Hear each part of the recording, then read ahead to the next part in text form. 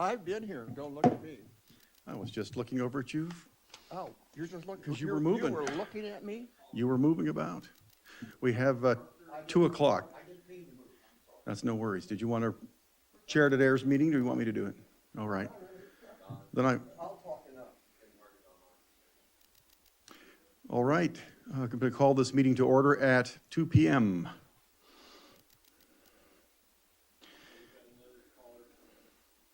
All right, very good. So item 1 called to order. Item 2, public or committee comments. Committee members, anybody have a comment for us? All right, very good. Hearing none. Does anybody who is joining us in the audience or online have a comment?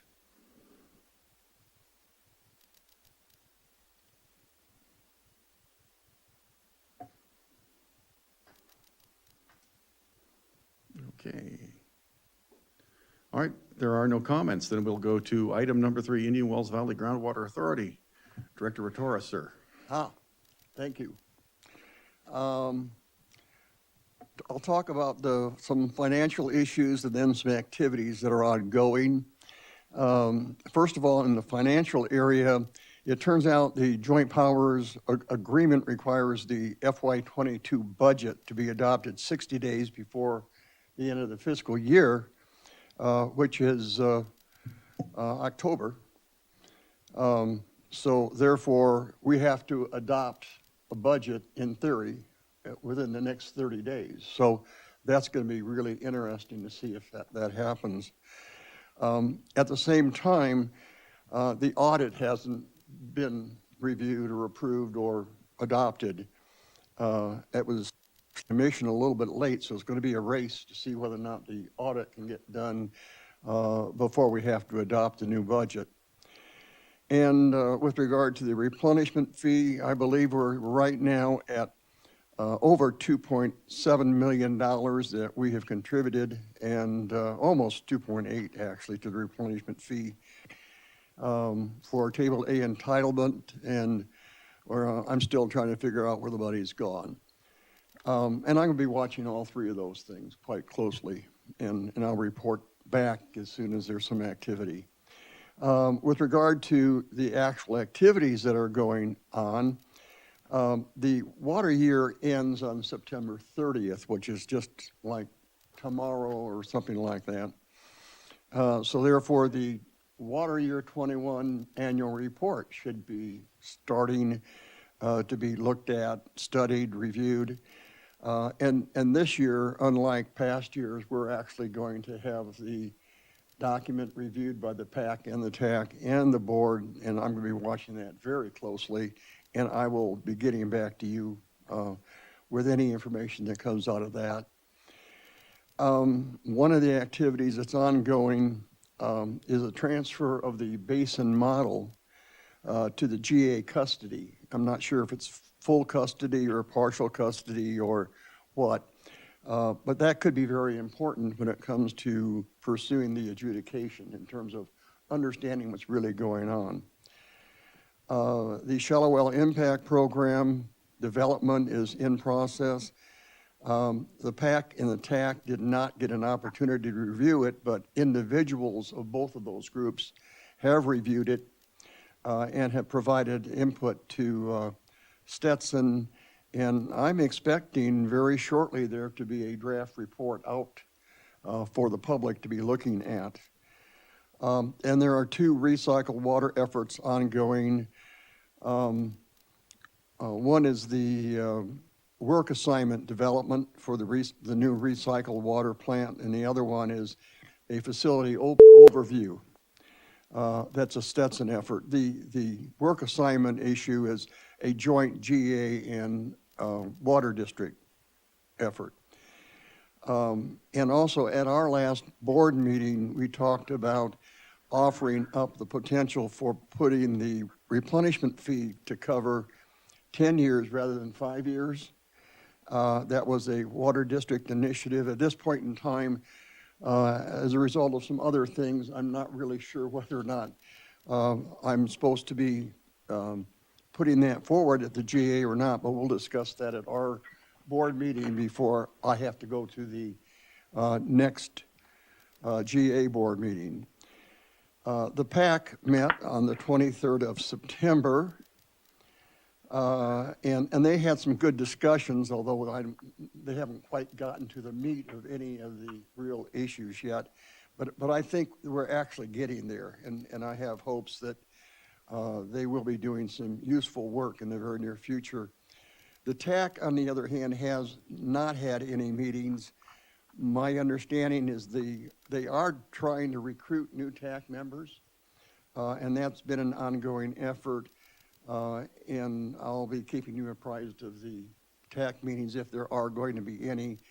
Right now, like I say, there haven't been any, but individual TAC members, just like the PAC, have been reviewing information and sending that information to Stetson. So, and Stetson has promised that all that information will be reviewed and included in the pre-draft versions of all that data or all those programs. So then I'm ready to answer any questions that anybody might have. Okay, thank you for the report. Do any of the committee members have questions? Okay, does anyone who has joined us in person or via telephone have a question for Director Ratora?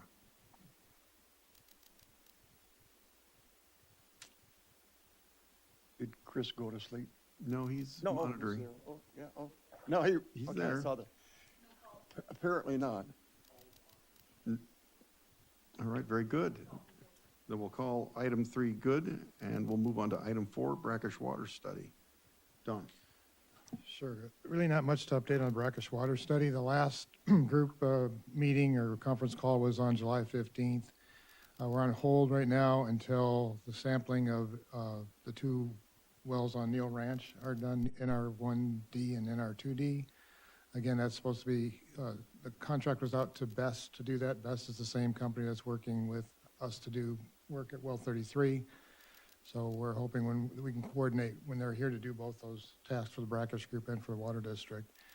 And we're still waiting. We had submitted a request to DWR to extend the due date for the final report to June 30th of 2022, and we have not received a response back from that. I don't anticipate it'll be a problem, but we're just awaiting their formal response.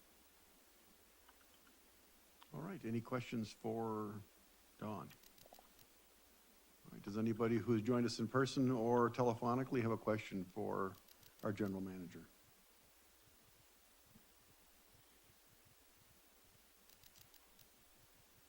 Okay, very good. Thank you, Don. Appreciate it. Item number 5, alternate water sources. I'll give a brief introduction. Please do. I believe we have Tim Parker. I know he's on the phone. Chuck Krieger, Dave Scriven from Krieger and Stewart, and also Jim Worth is on, should be on.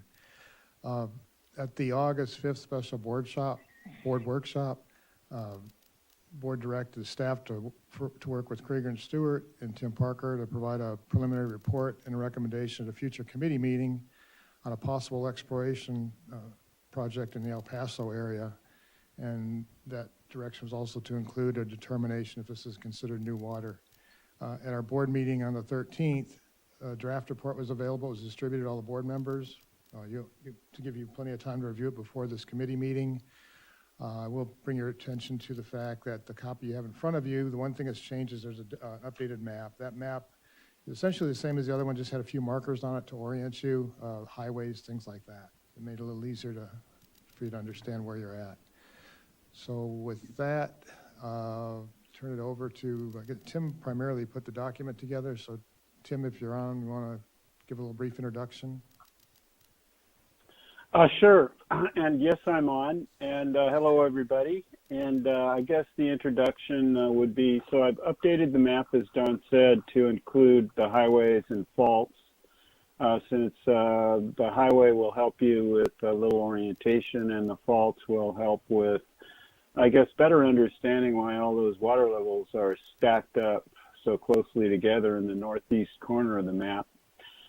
Basically, I was asked to look at a potential pathway to doing a comprehensive exploration of the El Paso area. And so I looked at this in terms of what existing data do we have. So on the map, you've got a number of wells, and you can see that in most of the wells, the monitoring wells especially, are located in the northeast corner of the map, in the northeast portion of the El Paso area. And then we have the airborne electromagnetic survey plotted on this. Those are the blue lines that extend across the map. Then some other data that is out there is some seismic lines, some legacy seismic data that was conducted in 1981 and 1982, and those are the sort of burnt orange colored lines. And then you have this kind of bright red line coming across the basin from the northeast, and that is seismic line 9201 that was conducted by the Navy back in 1990. So that's the most recent seismic data. Let's see what else. There's faults, as you can see. I had to use purple. I mean, I was running out of colors with all the stuff on the map to be able to use it. So maybe it's not purple, but more of a violet color. You can see the thick Sierra Nevada frontal fault running north-south from the southern or the bottom of the map along the Sierra Nevada, and it kind of curves to the right and goes up. And then you've got some other faults that are variously oriented that are a little bit later in age. And I guess the other thing I would add is we looked at this in terms of what's the best way to approach this. So you've got a pretty good-sized area that's not very well known. And if you look at the geology, and anybody that's driven through Red Rock Canyon, you can see the Ricardo Group formation, and below that is the Goler Formation. You can see those daylighting in those beautiful sandstone beds that are tilting. And as it turns out, those are tilted to the north-northwest and form the bottom of the consolidated rocks within the basin. And it's not clear how deep those are in the north end of the basin, but they're probably fairly deep. We have not encountered them, or did not encounter them, with this kind of bright green dot on the map that's labeled. You can't see it very well, but it says EP1. That's El Paso 1. That was the most recent well drilled. It was completed by DWR under the supervision of Stetson. And that hole went down to 1,500 feet. And we did not encounter either. There's a Black Mountain basalt layer that's visible in the seismic line 1, the Navy seismic line 1. And we didn't encounter that.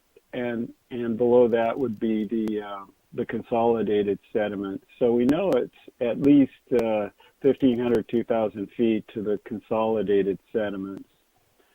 And I just wanted to try to help you visualize the geology.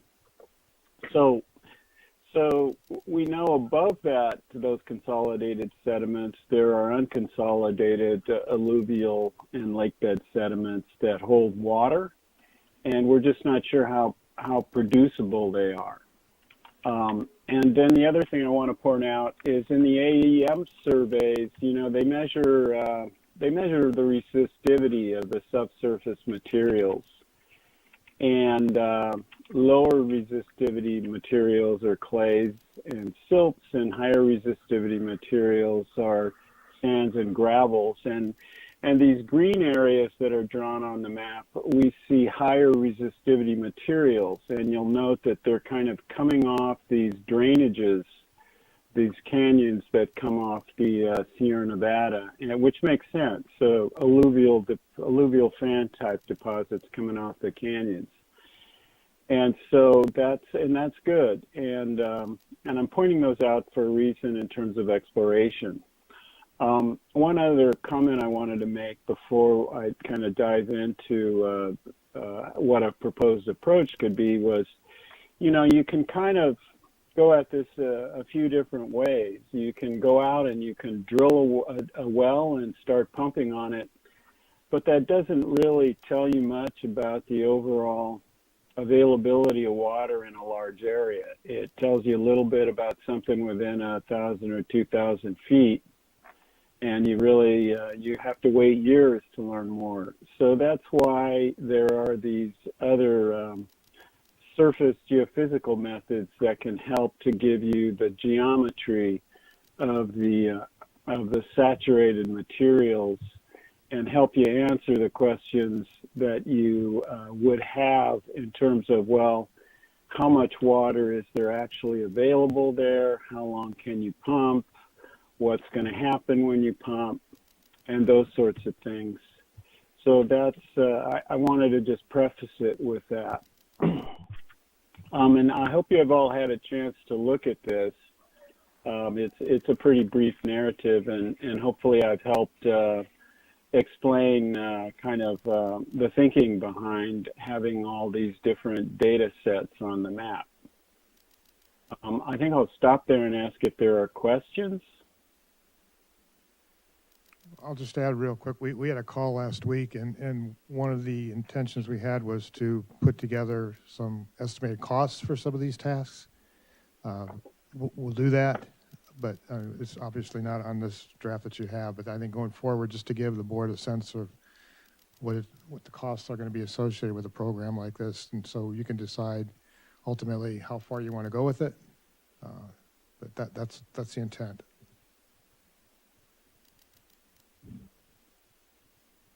Right, and if you'd like me to continue, I can kind of walk through the approach that I would take, spending somebody else's money, of course, but you know, I mean, and I'm not making fun of funding by any means, but the kind of the approach I would take would be to try to get a handle on the overall geometry of the subsurface, to understand what kind of water is available, what amount, where it's going to be most producible.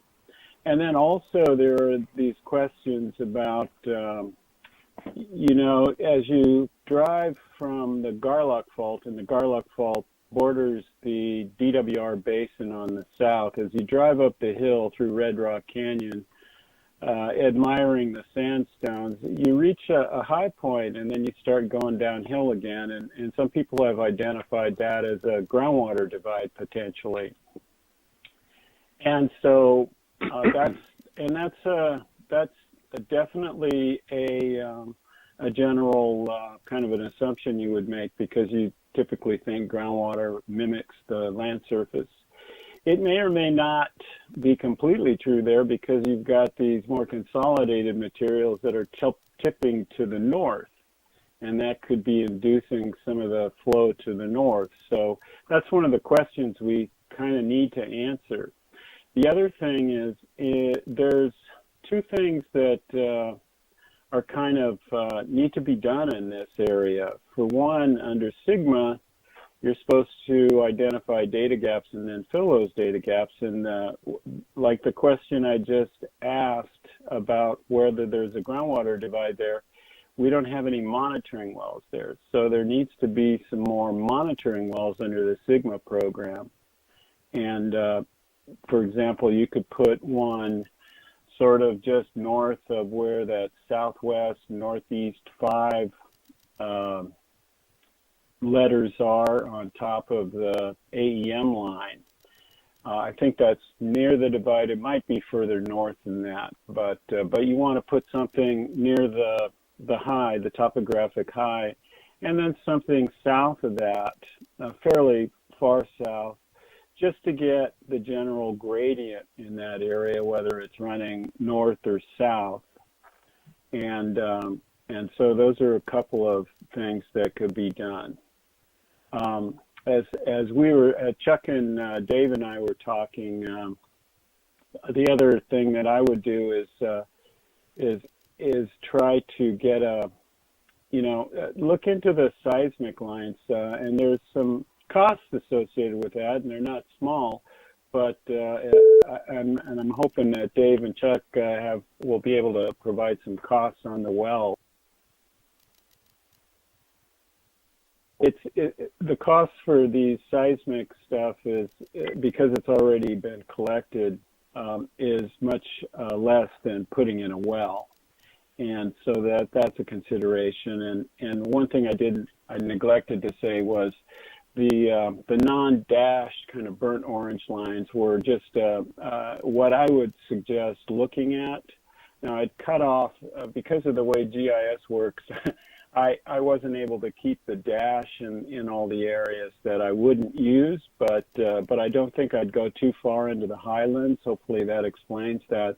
Mostly into the basin to try to draw the geometry of the bedrock. The idea of doing the seismic, and it would be reprocessing potentially to try to see if we can get the bottom of the Sierra Nevada, the granitic basement that underlies the consolidated sediments, and then the top of the consolidated sediments in terms of the geometry of the basin. And if we could do that and combine that with the AEM data, then we'd have a pretty full picture of the geometry of the unconsolidated rocks. Then in terms of exploring with wells, the first thing I would do is I'd put a pilot test hole over near the existing monitoring wells in the green area to the north. So place it near probably that EP1, or maybe between EP1 and the nearest well that's one of the KCWA wells, the bigger light blue well. So, and we can go into more detail on the drilling, but doing some sampling and test pumping while you're advancing the hole, and then at the once you've got the well completed, which might be 1,000 feet, something like that. Then actually do some aquifer testing to actually develop aquifer characteristics. If you test an individual well with a pumping test, you get the transmissivity of the aquifer, which tells you about how much water is moving, how water moves, how much is moving, and kind of the volume or the velocity. But if you, and the conductivity of the aquifer, but if you have a monitoring well or two, that can tell you how much water is actually stored there. You can actually get the storage coefficient for the aquifer. So that's why you want to have monitoring wells nearby. And if you have, if you have more than one well and they're in different directions, that can tell you about how the sediments, whether they're, I guess you call it heterogeneous or isotropic. So whether there's a directional influence on the flow of the sediments or the flow of the water in the sediments. So so that's the approach I would take. Would put one exploration hole near the monitoring wells, take advantage of that. And then over in the other area, the other green area, which is actually, I think overlaps next to the aqueduct. That was the other thing I was going to add on the map, was try to put a well near, but not too close to the aqueduct. But we don't want to make anybody nervous, but put another test hole over there and maybe one or two monitoring wells in that area. And then have the same sort of an approach, and do it in a iterative fashion, stepwise. Do one at a time and learn from each hole, and then hopefully there would be ways to work with the locals in the state to get a few more monitoring wells in to fill the data gaps in the basin. And I think that would get us pretty far along in understanding that area. It wouldn't get us to the end game, obviously, but it would tell us a lot more about how much water you can produce and just kind of the overall geometry, and really have a better feel for what the potential resources are over there. And maybe it'd be good to take a break now again and see if there are questions.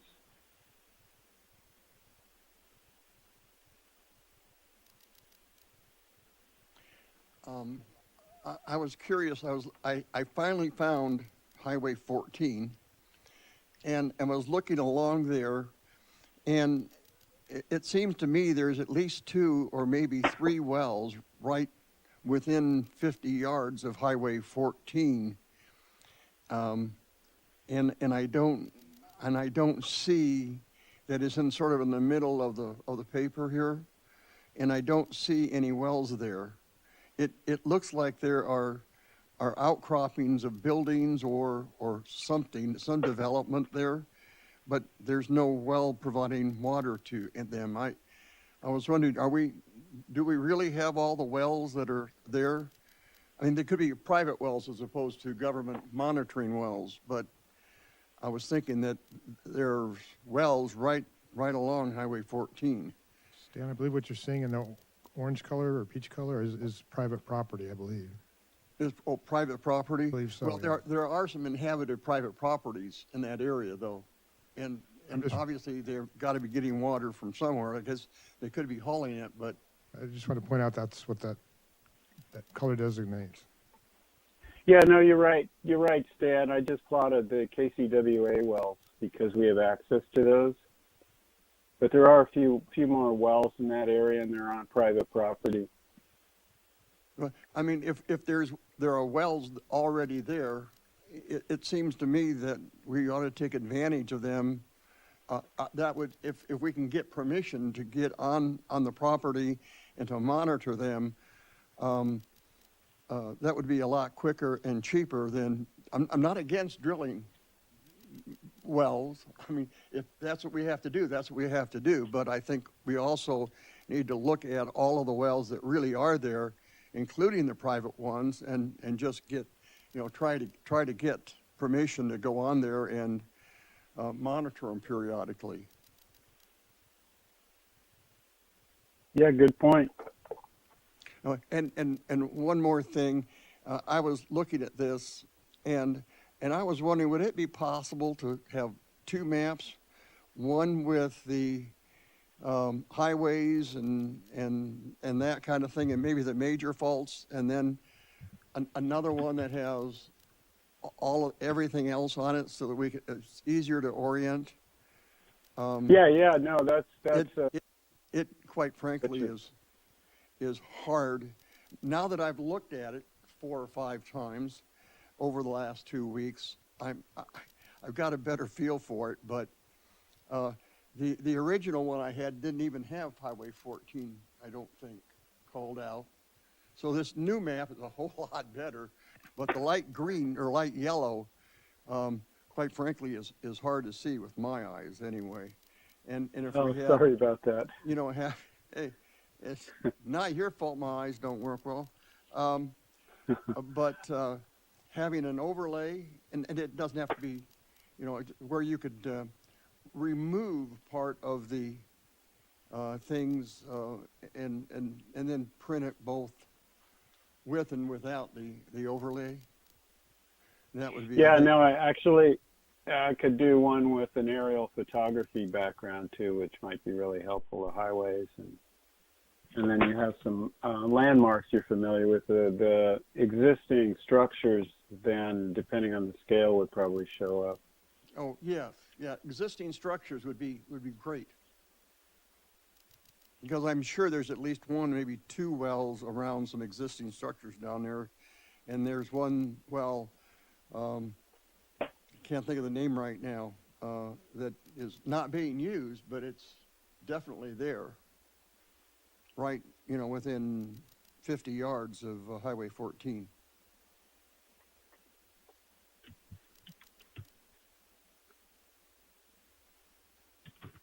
Are there any other questions?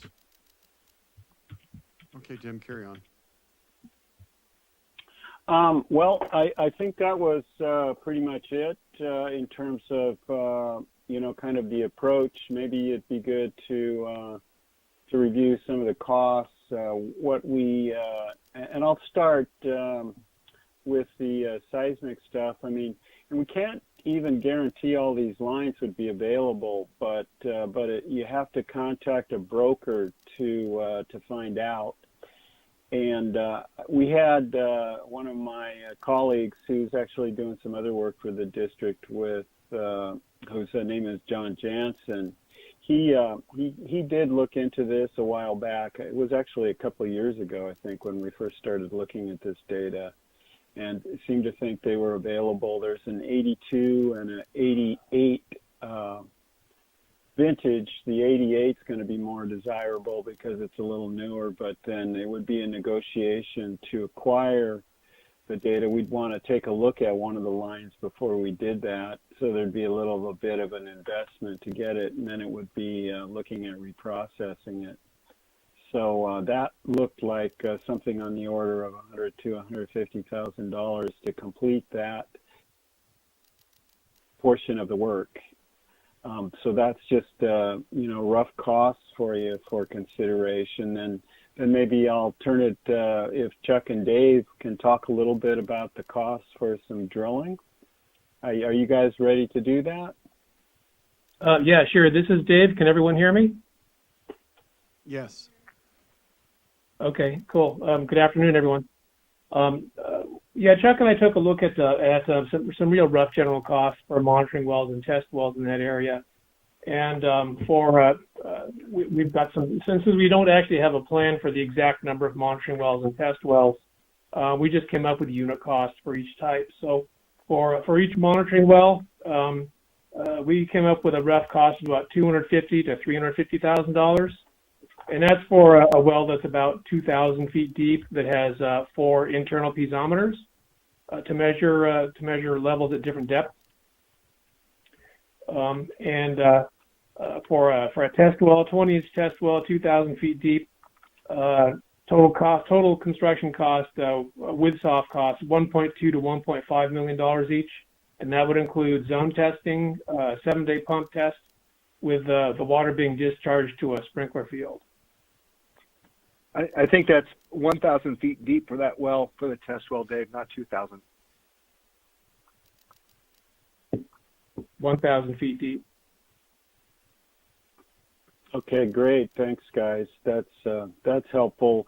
And I just, as we're talking about the cost of these monitoring wells, I am hopeful that over time we could get DWR to help pay for those or pay for them. It seems like DWR is listening to this basin right now with all the other things going on. So they may be a little more amenable to coming back in and putting in some wells for us, working with all the stakeholders in the basin to make that happen. The one thing, though, is there aren't that many pumping wells in the basin right now, so it may not get that high a priority, but it is considered critically overdrafted. So I'm just, thinking off the top of my head of what DWR is thinking, and that's speculation. So anyway, I'm hopeful that they would be willing to help us with some more wells, and speaking for the basin, not necessarily just the district here.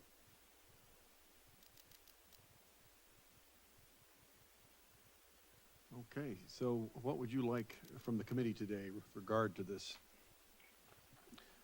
Well, essentially, this is the opportunity to get feedback from this committee after we distributed it at the board meeting. And if there's anything, any questions that you had, anything that you wanted maybe expanded on, as I said, we can add costs to it, and we will although we shared the costs here, we'll add it to the memo before the board meeting.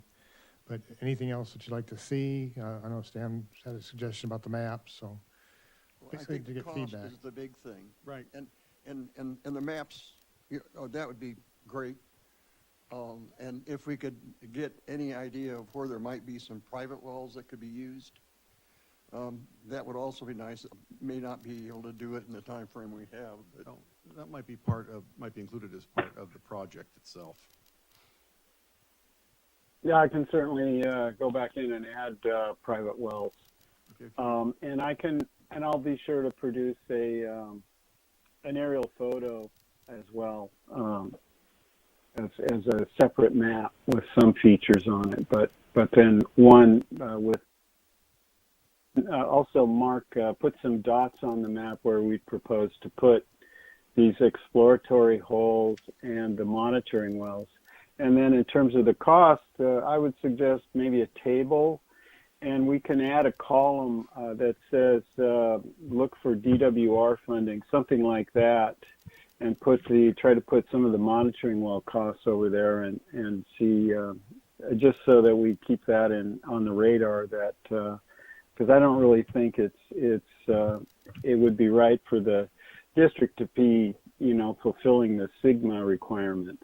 But that remains to be seen until we get kind of the review back on the GSP in terms of what they consider significant data gaps. So anyway. Could you include in the next discussion, you mentioned 1,000 feet deep. Do all of the wells have to be that deep? I mean, if that's what we need to answer the questions, that's fine. But a discussion on why they need to be 1,000 feet and the cost associated with going to 1,000 rather than 600 or something that's not quite as deep. I think that was just for the purpose of an estimate. I think, if we were to do the seismic work and the AEM, that would give you a better determination of the depth that you need. I think this was just for cost estimate purposes. Correct me if I'm wrong, Dave. That's correct, Don. That was simply because we don't know anything about it. We didn't want to have too low of a number. So Stan, I think it is conservative at that depth. Certainly, if the static water ends up being 100 feet and there's good alluvial material below it, I don't think we'd be compelled to we might complete the pilot bore down as far as we can to get an idea of the lithology, as I'm sure Tim would love to have. But that doesn't necessarily mean we have to construct something that deep in order to test and observe good flow rates. Yeah. And Don, I think you may have been in the meeting where Don Decker made some comments about the seismic studies that are going on now, how he seems to think that the cost of doing seismic studies was going down and there was some new technology available. I think it'd be nice to make sure that we're looking at all of that stuff at the same time that we're doing this. Because if there's been significant decreases in the cost, that's the one we want. Sure. I think Tim can certainly cover that. Yeah, and just to comment on that, they seem to fluctuate with the price of oil because most of the companies doing high-level, high-quality seismic work are working for oil and gas companies. But I agree, there is an interest in doing more. I know Ramble, for example, developed they call it a pulled array seismic unit. The drawback with that is it relies on having a pretty high saturated zone. In other words, a pretty shallow saturated zone, because you have a tremendous loss in energy transmission without water in the soil. So, but I can certainly cover that. I'm actually working on a proposal for a coastal basin for doing some seismic work. So. Well, I think part of the cost issue was instead of laying landlines between all the points that they were looking at, they were using an internet or a radio transmission capability to reduce the cost and that kind of thing. Are you familiar? Yeah. Zong Geophysics actually has that equipment. Oh, okay, great. So at this point, we really kind of want a ballpark estimate, and we can, once they have an approval to go forward, then we can look at cost-saving opportunities depending on the seismic study contractors that you locate, that you identify. So I have a quick question. In this basin, did I remember correctly that the Department of Water Resources did not consider this new water, or do I remember that incorrectly? Well, yeah, I mean, it's part of the, it's kind of a long story, but the short of it is, yes, it's not new water. It's part of the overall basin storage estimate. Okay. And the sustainable yield estimate that's in the GSP is the basically the number they're looking at for, and that includes the El Paso area. Okay. So I would still want to do this research, if for no other reason, that if we found that this part of the basin was good for production of water for our customers, that we could then spread the water districts pumping out over a greater area and take some of the pressure off the shallow well owners in closer to the city of Ridgecrest.